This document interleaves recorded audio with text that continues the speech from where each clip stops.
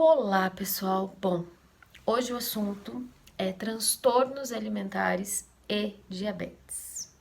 Sim, é algo que pode vir associado e complicar muito a saúde das pessoas.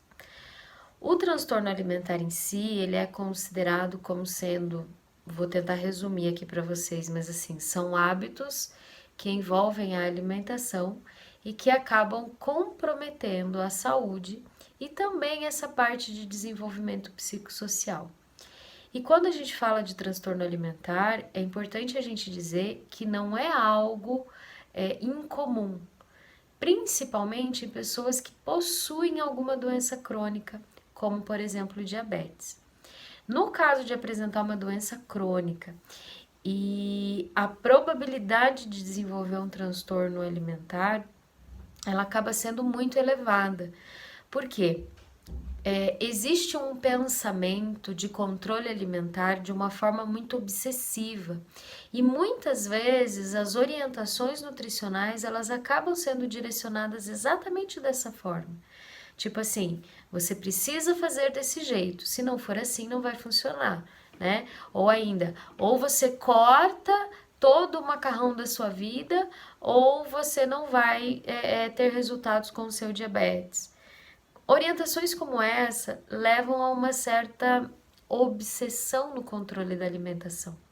E isso pode comprometer tanto a saúde naquele momento de controle do diabetes, porque realmente não é necessário que isso aconteça, como também pode aí desenvolver um transtorno alimentar lá na frente.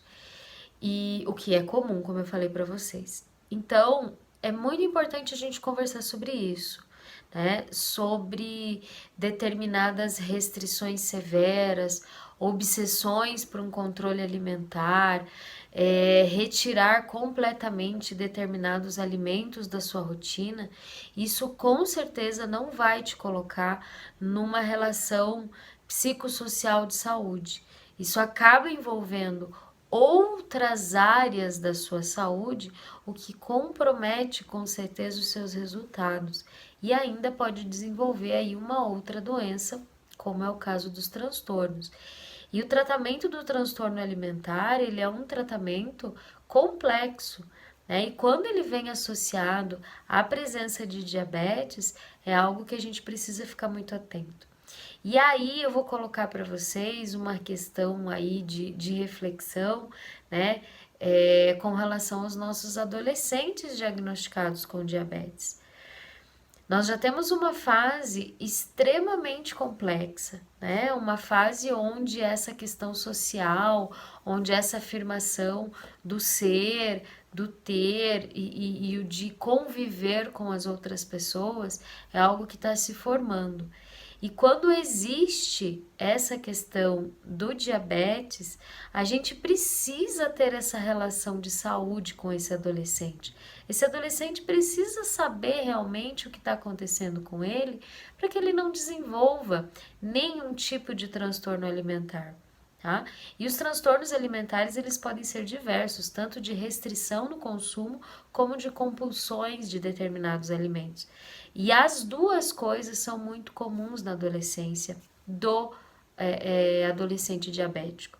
Então a gente precisa realmente ficar muito atento a esses assuntos, conversarmos sobre isso, e aí eu coloco aqui para vocês mais uma vez: restringir da alimentação, alimentos que a gente gosta, sem saber o porquê, o como ou de que forma isso poderia ser conduzido da melhor forma, isso pode sim comprometer e muito a saúde, principalmente a saúde de jovens e adolescentes.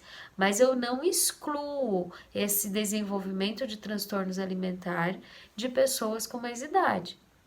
A gente pode ter sim indivíduos com mais idade apresentando transtornos alimentares em decorrência dessas obsessões excessivas aí de controle alimentar com restrições severas, entre outras características aí de controle de glicemia. E aí, pessoal, nós temos três principais transtornos alimentares que podem envolver aí pessoas que têm diabetes. Então, o primeiro deles é a anorexia, né? A anorexia é quando a pessoa, falando de uma forma bem simples aqui, tá, gente? Mas é mais ou menos assim, quando a pessoa tem uma certa distorção da sua própria imagem, por mais que ela esteja extremamente magra, ela ainda se vê de uma forma com excesso de peso, com obesidade. Então, ela restringe a alimentação dela de uma forma super severa, quase que deixando sem nada de consumo calórico, e isso acaba comprometendo, com certeza, a saúde como um todo. A segunda forma de transtorno alimentar que acontece é a compulsão alimentar. A compulsão alimentar, por si só, ela é aquela característica de comer sem parar, até passar mal, quantidades volumosas de alimento, e não se consegue parar, né? Então, são volumes muito significativos, quantidades descontroladas de apetite, né? Seguidos aí muitas vezes de episódios de bulimia, que é o terceiro transtorno aí que pode comprometer as pessoas com diabetes também. Então, a bulimia, ela vem no ato de forçar o vômito, né? De fazer com que aquela compulsão que aconteceu anteriormente seja eliminada através de um estímulo de vômito. E essa questão, ela também pode vir associada com o uso de laxativos, com o uso de diuréticos, entre outras coisas, né, para jogar fora, para expulsar qualquer volume de alimento que tenha sido consumido. Então, assim, são transtornos que podem acontecer já com qualquer indivíduo, e existe uma grande probabilidade que isso ocorra com indivíduos com diabetes, então a gente precisa ficar muito atento. Então, se você tem um filho, se você tem uma filha que tem diabetes, fique atento a alguns sinais. Eu vou colocar alguns deles aqui para vocês, tá? E aí existe uma outra característica que é quando o jovem ele se boicota literalmente, ele descobre como a insulina funciona no seu corpo e acaba colocando isso de uma forma de um transtorno alimentar mesmo, para que ele consiga reduzir peso, entre outras coisas, que a gente chama de diabulimia, né? A diabulimia, ela envolve uma restrição do uso da insulina ou até mesmo não usar a insulina para que se perca peso, né? Então não usa insulina, não consome alimento, se perde peso, começa a fazer o uso de laxativos, começa a fazer uso de diuréticos, e isso associado aí a muitas vezes a episódios de vômitos e de compulsão alimentar. Então, fiquem atentos, fiquem ligados, porque isso existe e a gente precisa controlar, a gente precisa cuidar aí dos nossos jovens, principalmente, que são eles que estão mais suscetíveis a esse tipo de transtorno. Então a gente precisa ficar muito atento e ficar ligado. E agora eu vou passar para vocês as principais assim características, os principais sintomas que vocês precisam ficar atentos aí no cuidado e na atenção desse jovem, desse adolescente ou até mesmo dessa criança com diabetes, tá bom? Então assim, com relação ao uso da insulina, o que a gente precisa ficar atento nesse jovem, né, nesse adolescente, com relação ao transtorno alimentar? Então, podem acontecer três coisas importantes aí. A primeira delas é uma insistência no autocontrole, no alto uso da insulina. E, na sequência, uma percepção de que o volume de insulina daquele determinado período não foi utilizado. Então, não utilizou, não fez o uso, não aplicou da forma correta e tudo isso. Então, essas duas percepções, elas precisam ser acompanhadas. A primeira, ela pode ser muito positiva, né? A família às vezes até pensa assim, nossa, tá querendo se cuidar sozinho, né? Tudo isso, então tá se auto-aplicando, tá fazendo o seu tratamento da forma correta, enfim. Mas fique atento se realmente está sendo utilizada essa insulina, tá? Por quê? Porque ele pode estar boicotando esse cuidado, essa utilização da insulina. A terceira coisa que acontece com relação a essa parte de medicamentos é o uso abusivo da metformina, né? A metformina, ela é um medicamento utilizado para o controle da glicemia, né? Ela tem ali, ela é um hipoglicemiante, então ela reduz a quantidade de carboidratos aí na corrente sanguínea, a quantidade de glicose na corrente sanguínea. Então é muito importante no tratamento, mas o uso abusivo dela pode trazer algumas complicações. Tá? Então é muito importante que a gente fique atento a esses 3 detalhes aí relacionados ao medicamento, porque pode acontecer essa complicação. Outra complicação é se a hemoglobina glicada, que é um dos exames de monitoramento para o controle do diabetes, se ela permanece insistentemente elevada, né? Ela está acima de 9 e ela chega a ficar 13, 14, 15. Isso é um sinal de que esse controle da glicemia, ele tá instável, e ele tá instável por períodos longos de tempo, e isso coloca que o medicamento não está sendo utilizado da forma correta e que episódios aí de compulsão alimentar estão acontecendo. Então é muito importante a gente ficar atento a esses sinais. São sinais, não são certezas, mas merecem a nossa atenção, tá? Outra coisa que pode acontecer com muita frequência é a necessidade de internamentos por cetoacidose, né, que é uma complicação aí dos níveis elevados de glicose sanguínea. Ou ainda complicações recorrentes com quadros de hipoglicemia. Então, isso também são sinais de alerta de que não está caminhando tudo bem, que não está tudo ok, que precisa ser revisto esse tratamento, esse plano, e se realmente esse jovem está fazendo o tratamento da forma correta. Então, é muito importante a gente ficar atento a esses detalhes, certo? Então, com relação à parte de sintomas e de medicamentos, são essas as questões que a gente precisa ficar atento. Mas tem mais. Outro sinal de alerta é mais ou menos assim: aquele jovem, aquele adolescente tá buscando emagrecer, quer perder peso, né? Isso acontece muito nesse período também. E aí, ao mesmo tempo que ele tem esse desejo, essa vontade, ele já mostrou para toda a família que ele tá cuidando nesse sentido, você acaba observando um consumo grande de alimentos, né? Um volume significativo. Então, episódios ali de oscilação entre restrições e excesso de alimentos consumidos. Então, isso também é um sinal de alerta, é algo que precisa acender uma luzinha aí e ficar atento. Outro ponto muito importante também, e aí envolve o acompanhamento, se já está acontecendo um acompanhamento com nutricionista ou ainda com endocrinologista, é quando esse adolescente pede para trocar de profissional, pede para mudar de profissional, não quer continuar com determinado profissional, ou ainda não é o profissional, mas ele quer mudar o medicamento, ele quer mudar o tipo de insulina, ou ainda quer mudar muito o plano alimentar.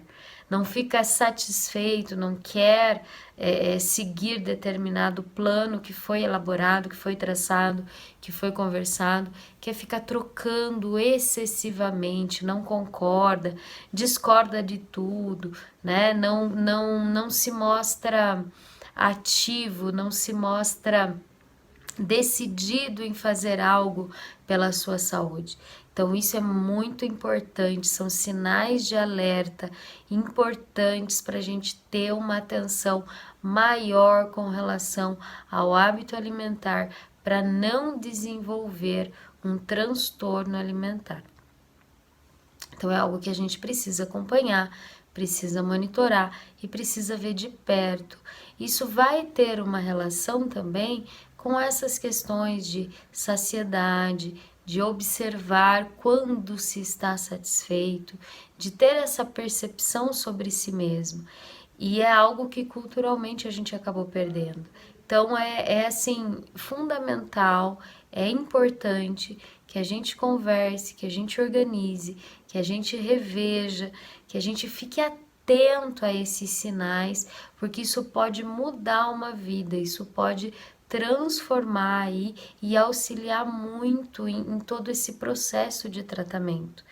Gente, porque é muito triste quando você já tem uma patologia crônica e acaba desenvolvendo outras doenças por conta de restrições que foram impostas ou ainda por conta de orientações feitas de uma forma errônea, de uma forma que compromete o equilíbrio alimentar, que compromete a saúde, que acaba entrando até nessas linhas de dietas da moda, de estratégias radicais aí com relação ao tratamento, e isso acaba comprometendo severamente. E a gente sabe que no adolescente, no jovem, é muito comum isso acontecer, né? Buscar algo imediato, cair numa dieta da moda, numa conversa, porque essa afirmação que esse momento exige, ele exige também o grupo, uma decisão que muitos estão tomando, um acompanhamento de equipe, de grupos. Então, eles podem ser facilmente influenciados por uma questão dessa, né? E para cair disso, dessa decisão de fazer uma coisa mais restritiva para um transtorno alimentar, é uma linha muito tênue, é uma linha muito íntima, é muito fácil de você pular de uma coisa para outra, né? E quando se desenvolve o transtorno, isso acaba tendo sim um controle um pouco mais complexo, mais difícil, mais demorado, né? Envolvem mais profissionais para fazer esse tratamento. Então, assim, de fato, vale muito essa reflexão, vale muito esse cuidado, vale muito essa atenção e fiquem atentos a todos esses sinais de alerta, que isso vai fazer toda a diferença no tratamento. A gente também precisa dar uma atenção importante com relação ao desenvolvimento sexual mesmo desses jovens, desses adolescentes. Como está esse desenvolvimento? Se está acontecendo algum atraso, tanto na parte de crescimento, quanto na parte ali do aparecimento dos pelos no corpo, tanto da menina quanto do menino. Também com relação às meninas do ciclo menstrual, se está acontecendo alguma oscilação ou até mesmo algum atraso, né, nesse ciclo menstrual. É muito importante ficar atento a isso, porque também podem ser afetados por um tratamento que não esteja acontecendo da forma correta, com aí uma associação de transtornos alimentares. Então a gente precisa ficar atento a esses sinais, né? Atrasos de desenvolvimento e tudo isso. E com relação a esses sinais, a gente também precisa pensar em oscilações frequentes de peso. Então, ganho de peso muito rápido, quedas de peso muito rápidas, né? Podem estar aí associadas também a esses transtornos alimentares e merecem a atenção nesses jovens. E assim, né, gente, a gente também precisa ficar atento àquelas questões de saúde mental, né? Ansiedade, depressão, isolamento social, né? Tudo isso pode desencadear também o transtorno alimentar ou pode andar junto com o transtorno alimentar, né? E todas essas questões de saúde mental precisam do encaminhamento correto e do tratamento adequado, né? Para que a gente consiga fazer com que esse jovem tenha saúde, porque senão começam a aparecer também de forma muito precoce as complicações do diabetes, né? As dificuldades de cicatrização, as neuropatias, as complicações na visão, entre outras complicações que normalmente aparecem num diabetes descompensado aí a longo prazo, começam a aparecer de forma muito precoce, né, nesses adolescentes, jovens e ainda jovens adultos. Então, esses são sinais de que não existe um equilíbrio entre o tratamento e a alimentação. E sim, pode ter aí um grande transtorno alimentar envolvendo todo esse tratamento, no qual a gente precisa ficar atento, a gente precisa ter essa atenção, tá? Podem acontecer também infecções de urina aí frequentes, tanto em meninos quanto em meninas, né? Isso pode ser também um sinal aí de um transtorno. Isso tudo merece a nossa atenção, o nosso cuidado. E é como eu falei para vocês, são sinais, não são certezas, mas se isso tem acontecido, se esses desequilíbrios estão de uma forma muito frequente, é porque o tratamento não está correto e a gente precisa verificar o que mudar, o que alterar e como ter uma ação. E aí entra também o trabalho da equipe multidisciplinar, né? Não somente o trabalho do nutricionista, o meu trabalho junto desse paciente, mas também o trabalho do endócrino, o trabalho do psicólogo, muitas vezes acaba envolvendo a parte de psiquiatria também. Então é importante que o tratamento seja feito da forma correta, né?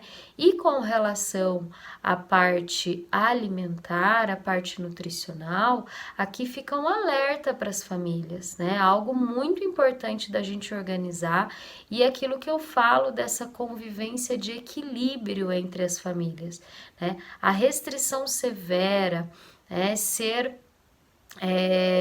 não deixar com que a criança, com que o adolescente consuma um alimento que ele gosta da forma correta, na estratégia correta, isso pode levar a um transtorno. E isso pode ser de um tratamento muito mais complexo do que o próprio diabetes, né? A gente sabe que nenhuma das coisas é algo que vai ter um tratamento simples, mas é muito importante que a gente caminhe nesse sentido, organizando aí a consciência e fazendo com que vocês, como família, conversem sobre esse assunto desde muito cedo. E se o diabetes está presente na sua família, é muito importante que essa conversa aconteça, né? O cuidado com a alimentação, ele é algo importantíssimo, ele é algo fundamental, porque ele pode sim trazer prejuízos severos aí para a tua saúde. Então a gente precisa entender que não existe a necessidade da restrição, da proibição, isso só vai gerar revolta, desistência do tratamento e uma probabilidade enorme de desenvolver transtornos alimentares. A gente precisa sim empoderar esse jovem, esse adolescente, essa criança, no sentido de que ele entenda como o tratamento dele deve seguir, né? Como ele deve utilizar as estratégias no seu dia a dia, o porquê a insulina é tão importante, o porquê não ficar com a glicemia elevada na corrente sanguínea, né? Colocar todas essas situações para que o jovem realmente compreenda desde muito cedo, para não prejudicar a sua saúde, porque esses transtornos com certeza vão fazer complicações muito maiores e também desistências de tratamento aí de uma forma muito significativa. Então aqui fica quase que um apelo, né?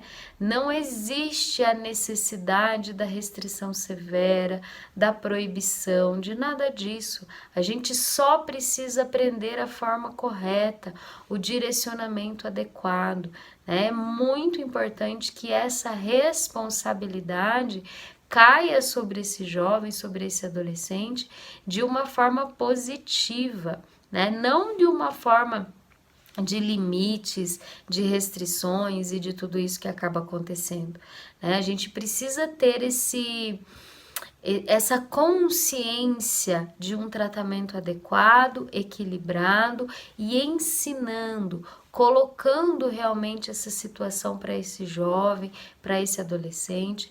E assim, gente, eu tô colocando aqui o transtorno como sendo uma questão do jovem e do adolescente, porque é realmente a população que acaba sofrendo mais com esse tipo de situação.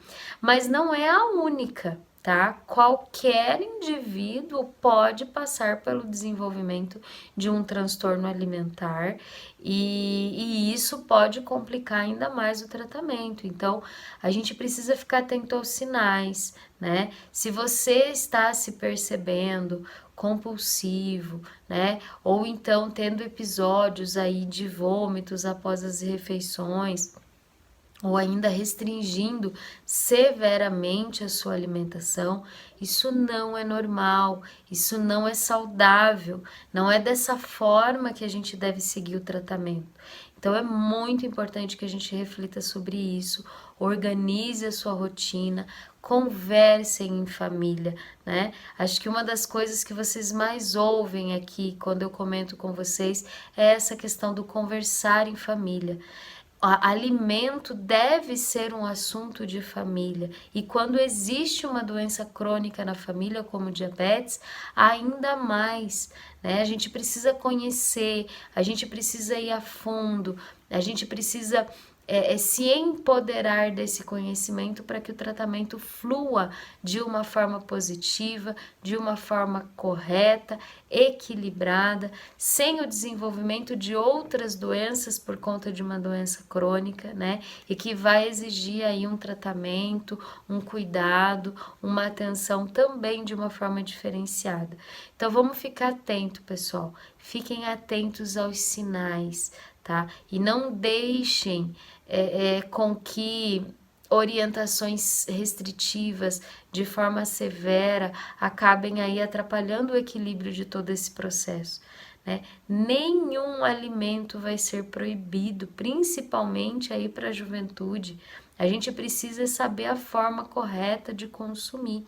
E é nesse sentido que eu quero que a conversa exista e que o conhecimento entre aí, na sua casa, na sua família, né, para o controle do seu diabetes ou do diabetes dos seus filhos, enfim, é muito importante que a gente reflita sobre esse assunto, que a gente tenha esse cuidado, que a gente tenha essa atenção, porque os transtornos alimentares, eles estão aí, né, e a gente sabe que quando a gente não segue uma linha de equilíbrio alimentar, eles podem aparecer de uma forma mais intensa ainda. Então, o segredo está no equilíbrio, o segredo está numa orientação correta, num direcionamento correto, numa atenção aí de uma forma mais consciente, equilibrada, para que se consiga realmente ter essa percepção de satisfação, de estar satisfeito, sabe? A percepção da saciedade é uma coisa que a gente precisa conversar muito, né? As pessoas muitas vezes acabam perdendo essa percepção, até mesmo com a prescrição de dietas engessadas ou restritivas ou com quantidades muito específicas. Gente, isso também não é bom, porque você acaba comendo aquilo que você separou para comer, mas você não se percebe com a saciedade, estando satisfeito com determinada quantidade. Isso em determinado momento aí da vida, isso foi se perdendo em muitas pessoas. E quando você entra numa dieta engessada, numa dieta restritiva, numa dieta onde não te coloca o conhecimento do porquê, né, o como você deve fazer, a melhor estratégia que você deve seguir, isso acaba acontecendo. Você esquece das sensações que você mesmo sente, que você tem, daquilo que te deixa satisfeito, daquilo que te deixa bem, do tempo entre uma refeição até a outra. Isso acaba ficando extremamente limitado àquela restrição e aquele engessamento da dieta. E com certeza, não tenham dúvida disso, isso não vai ser positivo. Não é dessa forma que deve caminhar. A gente precisa pensar num equilíbrio como um todo. E eu venho falando muito sobre isso e eu reafirmo aqui para vocês: a saúde psicossocial, a parte de saúde mental, ela é importantíssima para o tratamento do diabetes. Porque exatamente por envolver muito as decisões, as escolhas, o conhecimento, né? Se a gente for falar de evento em família, você fala de festa de casamento, de festa de aniversário, de confraternizações de final de semana, você fala de eventos que envolvem alimento, que envolve comemoração, né? Não só alimento, mas bebidas. E esse indivíduo, se ele está numa restrição, se ele está num pensamento muito radical, ele acaba comprometendo esse convívio social, porque ele ou não vai, ou ele vai e chuta o balde e consome da forma mais desregrada e possível aí na sua rotina, na sua vida. Então, é importante a gente falar, a gente comentar sobre isso. Certo, pessoal? Então vamos refletir. Espero que eu tenha deixado uma boa mensagem aí com vocês. Espero que vocês tenham gostado e que a reflexão aí em família seja boa, que exista conversa sobre o alimento, porque é isso que é o mais importante.